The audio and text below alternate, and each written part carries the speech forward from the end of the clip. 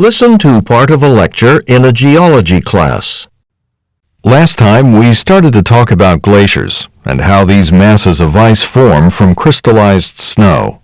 And some of you were amazed at how huge some of these glaciers are. Now, even though it may be difficult to understand how a huge mass of ice can propel itself, glaciers do in fact move, or flow is the other word for it, and I'll tell you how. The first type of glacier flow is called basal slip. Basal slip, or sliding as it's often called, basically refers to the slipping or sliding of a glacier across bedrock, actually across a thin layer of water on top of the bedrock. So this process shouldn't be too hard to imagine. What happens is that when the ice in a glacier is under pressure, the pressure could come from the overlying ice or an obstacle in the path of the glacier, but for whatever reason the ice is under pressure. And you probably know that under pressure, the melting temperature of water, of ice I mean, is reduced. So ice at the base of the glacier melts, even though it's below 0 degrees Celsius, and this results in a thin layer of water between the glacier and the ground. This layer of water reduces friction. It's like a lubricant, and allows the glacier to slide or slip over the bedrock, okay? Now, the next type of movement we'll talk about is called deformation. You already know that ice is brittle. If you hit it with a hammer, it will shatter like glass. But ice is also plastic. It can change shape. If you leave a piece of ice supported only at one end, the other end, the unsupported end, will deform plastically under its own weight. It'll kind of collapse at one end, get distorted, deformed. When pressure or stress is put on a glacier, the glacier reacts by reorganizing the ice crystals within it.